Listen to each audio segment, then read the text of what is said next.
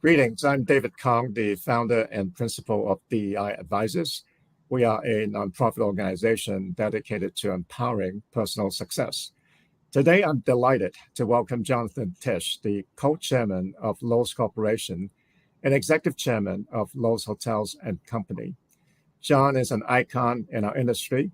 He founded and served as chairman of the Hotel Travel Business Roundtable, and now serves as the chairman emeritus of his successor organization, the United States Travel Association.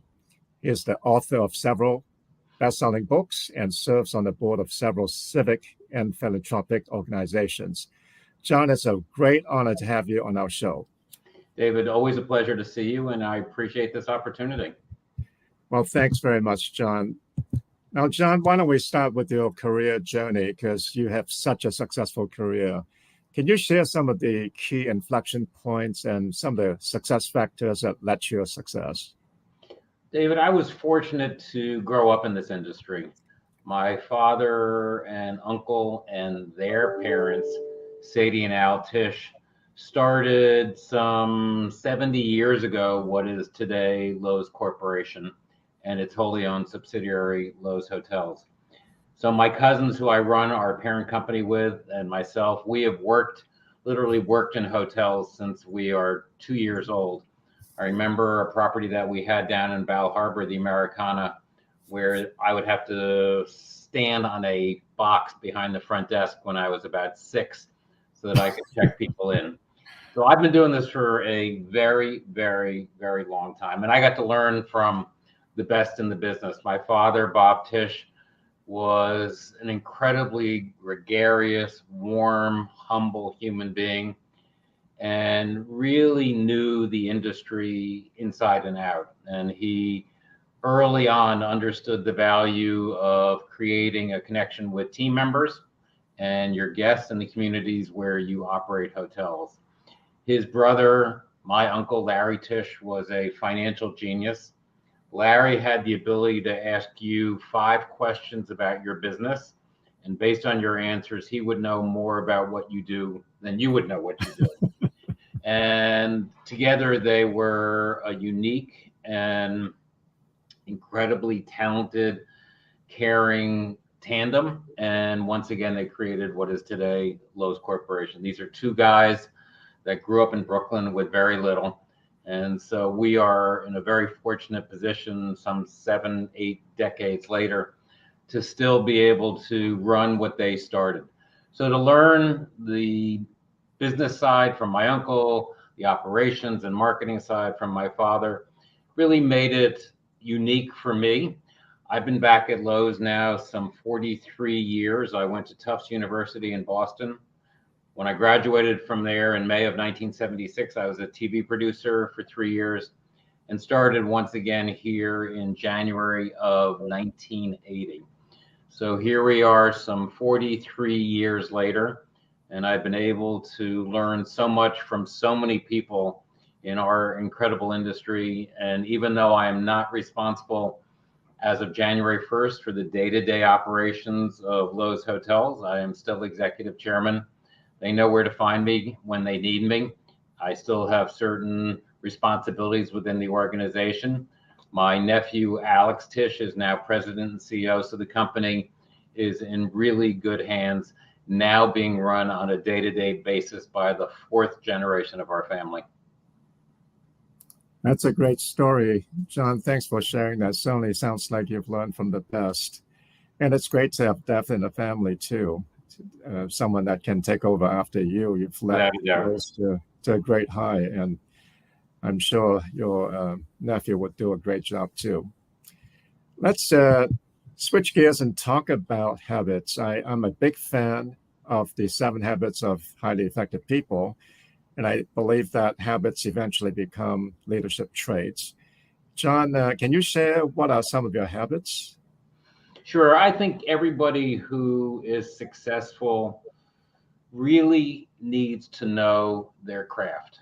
You have to be really understanding, know the various elements that contribute to success, and you have to work as a team. I'm a big believer that you can't be all things to all people.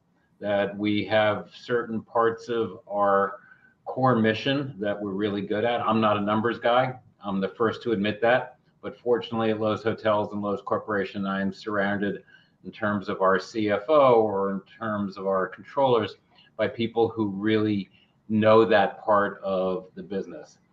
So realizing that we can't be all things to all people, that we need to put aside our individual concerns and work together towards the greater good, that is a very strong guidepost for, once again, knowing what you are good at and then surrounding yourselves with the right people.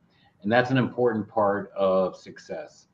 Another element to this is the ability to listen.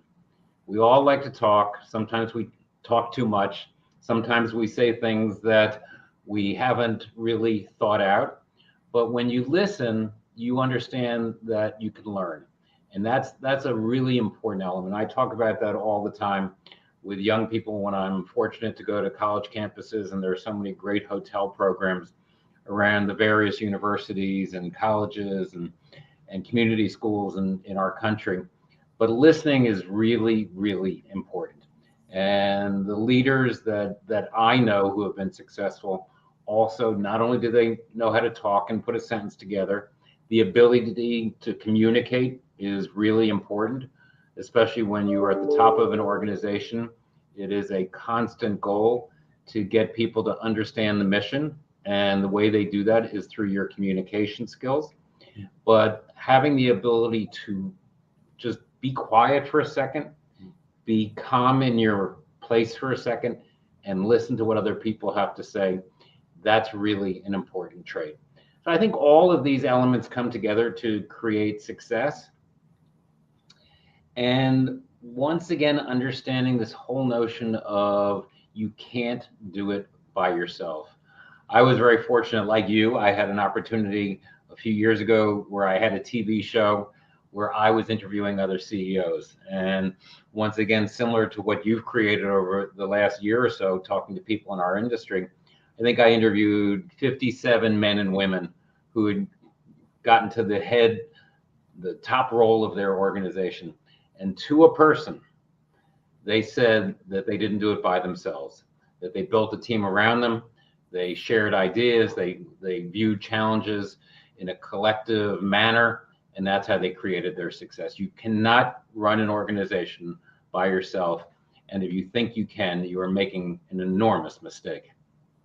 Yeah, you're absolutely right. I totally agree with you. And we just can't do it all. And you're also right in saying that we should leverage our strength and surround ourselves with good people who can make up for our deficiencies. That's a key to success. You were very kind to mention the 3 books that I have co-authored, and the first book was called The Power of We: Succeeding Through Partnerships.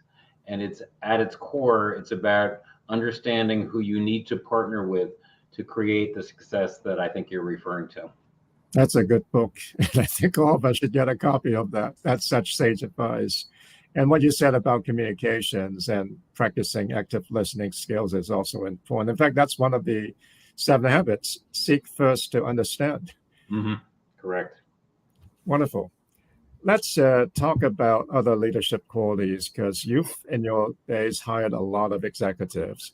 What are some of the key leadership qualities that you try to assess? I think when you're looking to grow your team, or if there's a change in leadership, I'm a big believer in not stopping somebody from an opportunity. There are people that become part of your organization, and it's good to have the continuity. It's good to have the consistency. But I don't think I've ever tried to talk somebody out of taking another role if I thought it was going to be good for their career and good for their family. And so once again, building a team, understanding the contributions that you each make, and knowing that there are going to be difficult days. Running a business is never easy, but it's harder today than ever before. The forces that are conspiring against you on any given day, and you were the CEO of an incredibly successful organization, so you understand. Every day is something else. Every day you've got to be aware that there is out there something lurking that could have a very negative impact on your business. And what makes it even harder today is the digital age that we live in, where I say that everybody is in the technology business today. Everything that we do is impacted somehow by technology. So the speed of change is amazingly fast, and the ability to communicate through the good times and probably more importantly through the challenges, that need is greater than ever. So it goes back to what we were just referencing: communication skills, listening skills, working together, understanding what everybody brings to the organization, what are their qualities versus what you are good at. That all is incredibly important, and probably today more than ever. And what is a little bit scary is that circumstances that might be out of your control could have a very negative impact on your business. And because of social media, because of the digital ability to communicate so quickly, think negative forces could be taking over your business before you even know about it. And we see that with the ability for our guests to communicate immediately. Were they happy? Were they not happy? Do they think that they were taken advantage of? Do they think that the service wasn't as good as they expected? I say that we're not in the business of meeting expectations. We're in the business of exceeding expectations. But the flip side of that is that when people are unhappy, they can immediately let the rest of the world know that they were not pleased with a certain experience. So you really have to have your organization stood up in a way that you can find out these kinds of challenges on a real-time basis. That's so true. I really love everything that you said. And you also mentioned a new point about strategic agility, because things happen so fast nowadays. Exactly. Really important to be agile. Yeah. Let's switch gears and talk about diversity and inclusion. You've been known in industry as an ally. You have strongly advocated for women and other underrepresented groups. There are several big hotel companies now that are following your path, and they are implementing DEI programs aimed to make a difference. And thankfully, these are really good programs and they are making a difference, but we still have a long ways to go.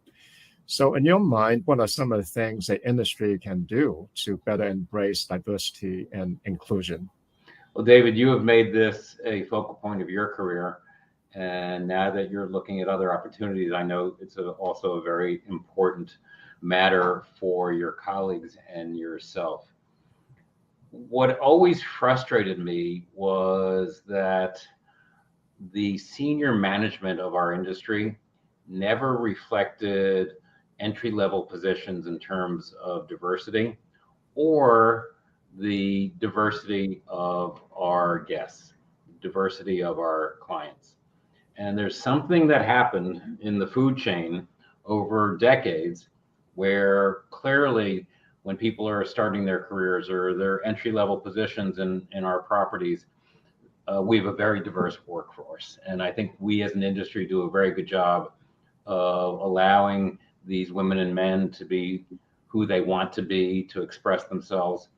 But as you would move up to different roles, maybe middle management on the property level, at the property level, or at the home office, and then to senior management, that diversity started to go by the wayside. And you would see it at all of our industry events, and we're very good about putting conferences on in our industry. And it would frustrate me to no end. And I've had the honor of chairing the NYU conference now for 37 years. But when you would get to certain panels that represented senior management, the top of the food chain in the lodging industry or the travel and tourism industry, it was 5 or 6 white males. I think we are starting to, as you just referenced, really understand how the diversity of our industry is our strength, and it's represented in the men and women who work for us, and it's represented in the men and women who stay with us. And so there are lots of initiatives underway to encourage people to think about lodging, travel, and tourism as a career. That's one of the challenges. And I've been working with a lot of schools, and I'm honored that the hotel school at NYU is named after me. So I have an opportunity to be in close contact with them. But there's a whole generation, there's a whole segment of our population that didn't envision hospitality as a career. They didn't envision travel and tourism as a career. And I think we're making changes slowly in that regard. And you mentioned the big names of the industry, and we at Loews Hotels are tiny. We have 27 properties compared to the Hiltons, the Hyatts, the Marriotts, the IHGs of the world, these are really well-run global corporations. And they are starting to understand that a diverse population is good for your business. It sends a message out to your guests that you care, and that you care about creating opportunities for every member of the community, not just a very small segment. So I'm pleased that our industry is starting to make some changes and recognize that diversity is very important for our long-term health. I really appreciate what you just said. You're right. The customer base is diverse, so we must be diverse. And that diversity, although in the industry we are pretty diverse, but that diversity resides in the bottom rungs of our hierarchy. If Correct. you move up the ladder to the C-suite positions, like you just mentioned, it's hard to find a female or a person of color or other representative groups to be on a panel at NYU, because there are only so many. But we're getting there. We are getting there. A former colleague of ours, and I think you might know her or read her weekly blog, Emily Goldfisher, puts out this Hertelier. So every Sunday she sends out an email that highlights the successes of women in the hospitality industry. And she lives in London. She worked for us here in New York. She moved with her family to London about 10 years ago. And she puts out this weekly blog of successes by women in the lodging industry. And it's very encouraging. It comes every Sunday into my inbox and many others to read some of the successes that are starting to happen for women in the hotel business. Yeah, I'm a big fan of Emily and her Hotelier, and I hope other people would avail themselves to it. I think it's hotelier.com. But anyway, please avail yourself to her newsletter. It's just fantastic. Well, talking about the underrepresented groups, many of us have the imposter syndrome. Sometimes we have these negative thoughts that we are not good enough or we don't belong. John, what's your advice on dealing with that negativity, and what are some of the constructive things that we can do? I think it goes back to a notion that I mentioned a moment ago, and that's really knowing your craft. And because with my cousins, I had an opportunity to work every job in a hotel since I was 5 years old. I knew if somebody was BSing me, if somebody wasn't giving me the whole story, if somebody didn't do their homework, if they didn't look at a situation, approach it the correct way. And I think by being an expert at what you do, you know that you're not an imposter. You know that you have the experience, you have the expertise, you have the knowledge to get through any situation. And that takes a lot of work. And there are so many roles in our business, the lodging industry, to allow us to, on any given day, declare success.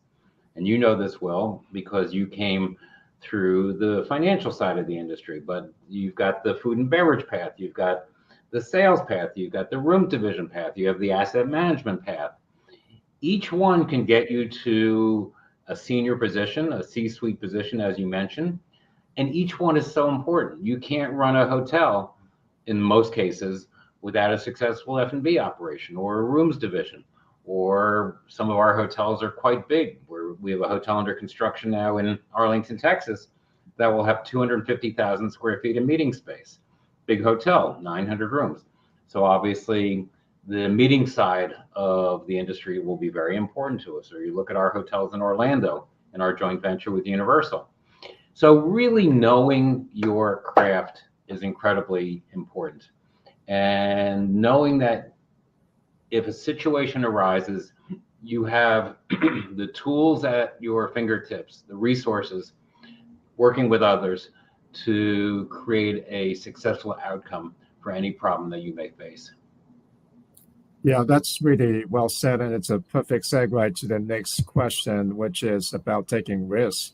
Because a lot of the leaders that we've interviewed have talked about the importance of taking risks to broaden one's horizon. As you mentioned, there are so many disciplines in the hospitality industry, and you've got to be good at so many of them. And without taking risks, you are not able to branch out and try new things and gain new knowledge and experience to prepare you for bigger roles. So let's talk about taking risks, which is uncomfortable for a lot of people. What's your approach to taking risk and your advice on how we can do that effectively? Well, this is a lesson that my cousins and I got to learn early on from our fathers and uncle. And that is making decisions based on the information that you have, really doing your homework. This is Loews Hotels and Loews Corporation. We spend a lot of time going through the numbers, making sure we didn't miss anything. You make a decision based on the information that you have gathered. Hopefully it works out, but if it doesn't, you don't look back. You don't second guess. You don't minimize what work went into making that decision. And fortunately for us, many decisions have gone in the direction that we had hoped, but nothing goes in a straight line. Nothing works all the time. And there are acquisitions, there are development deals, there are companies that we brought into the corporation that didn't work out. But you look at each other and you learn from your mistakes, but you don't second guess. And you don't criticize anybody for their effort, their work, and making a decision based on the right information at the time. And I think back as to the big risks that we took, and I was responsible for most of them at the time over the past 10, 20 years. But the two biggest risks continue to this day to be a success story for Loews Hotels. And that is in 1994, when we bid to be the city of Miami Beach's partner on the convention center hotel that they wanted developed, which led to, through quite a process over a 2 or 3 year period, which led to in 1998 on Christmas Eve, Loews Miami Beach opening. And here we are some 25 years later, and is still incredibly successful. And that was a big risk. Miami Beach was not what it is today. I remember the only two hotels that were being developed at the time. Ian Schrager was building the Delano, and we were building Loews Miami Beach Hotel. And my father, God bless him, thought that my thinking wasn't sound. And fortunately, we plowed ahead.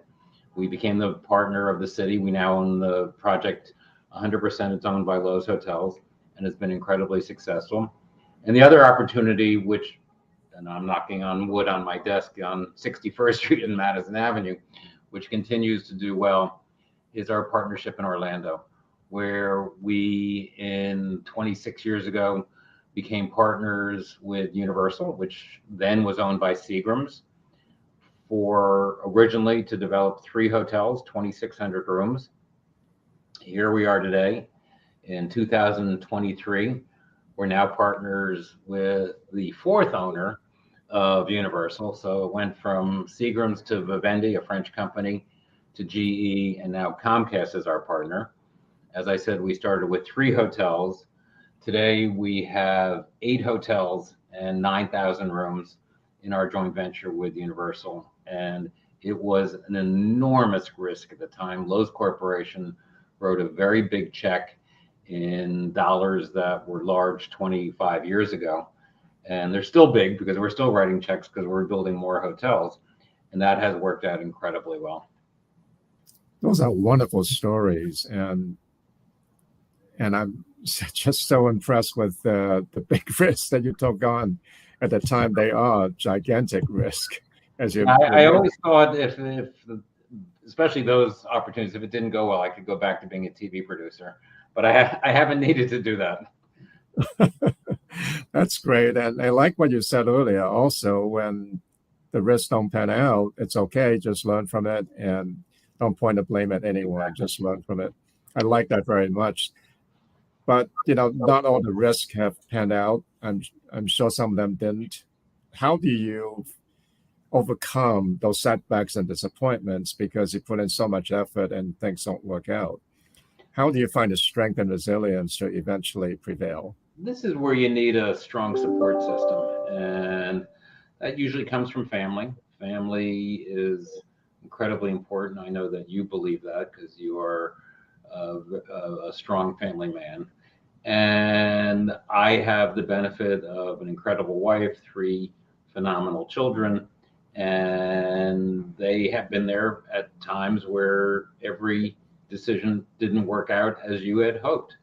And whether it's through a partner or through a spouse, through a special relationship, through your kids, to have the ability to look inward and to admit that things didn't go well, and not thinking that you're a master of the universe and you can do everything by yourself, for yourself, is an important trait. And being honest and being realistic and being real. And I think it takes a lot to get to that point. I think of the leaders of our industry. You were recognized as one of the real educated CEOs of our industry, but I think of the men and women who are running some of these big names that I rattled off a moment ago. And these are people that are very good at what they do, running huge operations. If you look at Marriott today, if you look at Hilton today, IHG, Accor, these are big companies. They're global and they have so many different brands and so many different flags, but they're run by women and men who are good at what they do and have created incredible teams and surrounded themselves with first-class individuals. And I think that knowing that you are not doing this by yourself, that this journey takes other people, can help you overcome setbacks and disappointments. Yeah, I really like that. I think back to the most difficult times that I've endured. It's my support network that have lifted me up, whether it's my family, my wife in particular, or the folks that I work with. It's very, very important. Let's talk about networking. Some people have said that your network is your net worth, and it's really important to one's career. What's your advice on networking? Big believer in something I talk to young people about on when I speak at schools, universities, high schools, as I mentioned a moment ago. And getting out there, meeting people is really important. Once again, you can't do it all yourself. And I think back as to who I've met along the path to this 43-year career of coming back to Loews Hotels. And what's interesting, and this leads to something I talk about all the time, which is you need to be nice to everybody, because you never, ever know when you will see them again. And I come across people today that I met when I was a cameraman at WBZ in Boston, or through the NFL with our 50% ownership of the New York Giants, or any situation, just sitting here in the midst of New York City, and you need to be nice to everybody, because there is a good chance you're going to run into some people again, and you're going to need them, they're going to need you, and they will remember if you were a jerk or if you were well behaved, respectful, and were interested in what they had to say. So networking is incredibly important. And that's obviously, it's why, well, I think one of the reasons our industry and so many others have a plethora of conferences, whether it's NYU, whether it's Alice, whether it's many others that are organized, because people in our industry, they tend to be outgoing, they tend to be gregarious, and they like meeting others. And so it's no coincidence that when we're at the Marriott Marquis in Times Square, that everybody's in the lobby talking to each other. Now they're trying to make deals, and they're trying to get a sense of where the industry is heading. But a large part of it is networking. And it goes back to something I said earlier, is that when we've had senior execs who have gone on to other roles within other organizations, I really rarely have I tried to stop somebody, because I think letting somebody experience opportunity and try to get to some of what I've been fortunate to have in my life is really a good thing to do. Yeah, I totally agree with you. Being nice is such an important thing and so overlooked. And I totally agree with you. You don't want to burn your bridges. You never know. I see we are running out of time, but before I let you go, would you mind to share one more piece of advice? Our show is about self-empowerment. So let's hear from Jonathan Tisch, the icon of the industry. What's his advice on self-empowerment? A lot of it has been discussed already, but just knowing your capabilities, knowing what you're good at, but almost more importantly, knowing what you're not good at. That's empowering. Knowing that you can depend on others to become more successful. And when I say success, I'm not just talking individual success. Like, you have to create success for the entire organization. Once again, we are tiny compared to the big guys, but we still have 11,000 women and men who are part of this organization. And I'm sitting here on Madison Avenue in New York City as I have a chance to enjoy a conversation with you, but I'm not checking anybody in. I am, fortunately for our guests, not cooking. I am not in the laundry. I am not a pool attendant. I am not a room service manager. We have 11,000 women and men who do their jobs every single day and do them well. And that is empowering, to know that you are at the top of a food chain that allows these people to have a good job, get compensated for their work, and it's important for us to respect them every single day. And that's the kind of approach that one needs to take to feel good about what you do. And my guess is that when you feel good about what you do every single day, you're pretty much there in terms of self-empowerment. I love that. Thanks so much for sharing that sage advice. John, thank you. I appreciate you taking the time to be on the show. I know how busy you are. I'm just so grateful. Thank you, David. It's always a pleasure. And hopefully we'll get you to New York for the NYU conference. I know you've got commitments this year, but we'll see you very soon. Love to see you again. And to the audience, if you enjoyed this show, I hope you would join us on our website, deiadvisors.org. You'll see plenty other very, very good interviews on the website. Thank you again for joining us. Thanks again, John.